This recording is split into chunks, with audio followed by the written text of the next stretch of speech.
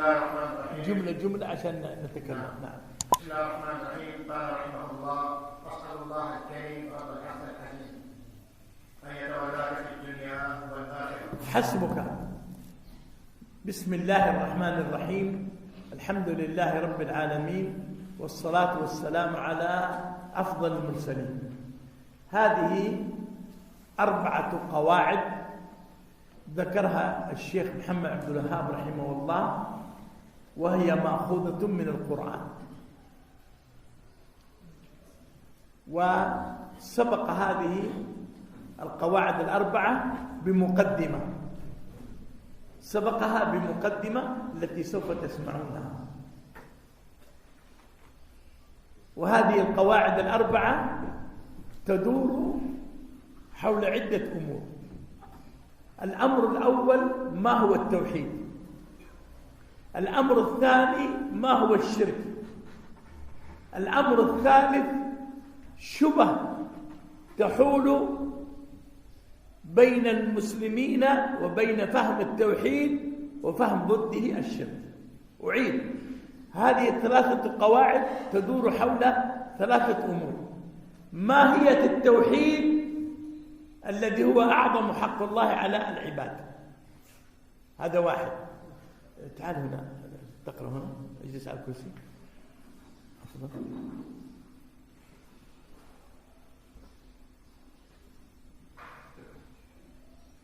هذه تترجم هذه المقدمة. لا. القواعد 4 تدور حول 3 أركان. الركن الأول: ما هو التوحيد الذي من أجله أنزل الله الكتب وبعث الرسل. هذا الركن الأول تدور عليه الرسالة. ما انت نبهت له. طيب، هذه الرسالة تدور حول 3 أركان. الركن الأول: ما هو التوحيد الذي من أجل أنزل الله الكتب، وما هو ضده وهو الشرك.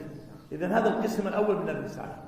mu ne risaale bi nii mooy téere bi nga xam ne cheikh bi moo koy jàngale dafay wax ci ñeenti ponk bu ci jiitu bi mooy xamale lan mooy tawxiid bi nga xamante ne moom mooy àq yàlla subhanahu wa taala ci jaam kon dafay wax ci bu ci jiitu mooy jàngal nit ñi lan mooy li nga xamante ne maanaam mooy tawxiid. الثاني: الشبه التي تحول بين المسلم وبين فهم التوحيد وضده. mooy subahaat yi nga xam ne mooy lënt yi nga xam ne mooy dafa digganteeg tawxiid ak yi nga xamante ne mooy jullit ñi ba duñ ko mën a dégg. طيب. قال: أسأل الله العظيم رب العرش العظيم هنا أن يتولاك في الدنيا والآخرة. هنا الشيخ رحمه الله دعا لقارئ هذه الرسالة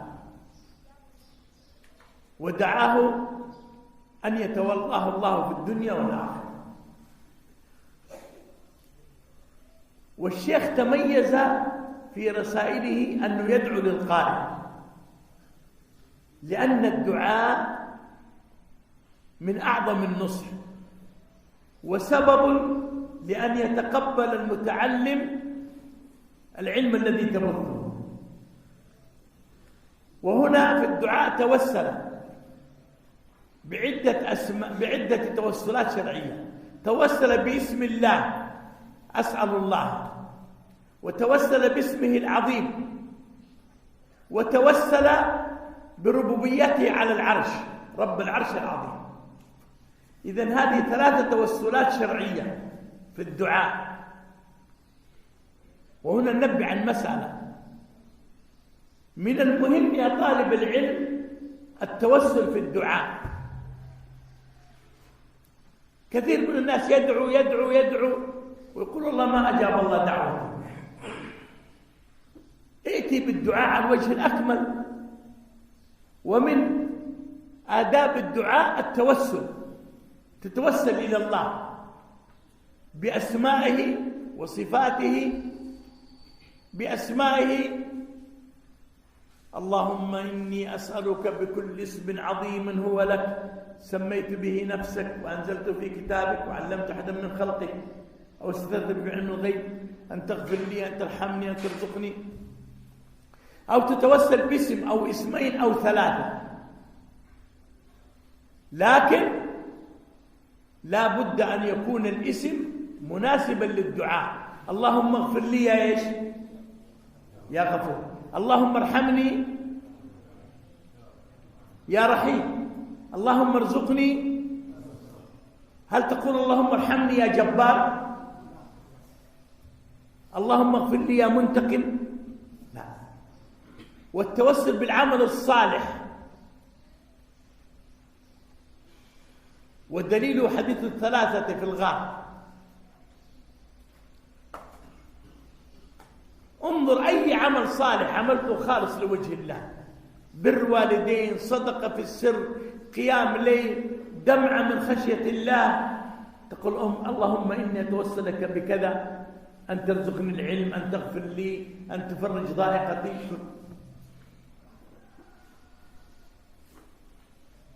هذه بعض التوسلات الشرعية. أن يتولاك الله في الدنيا والآخرة.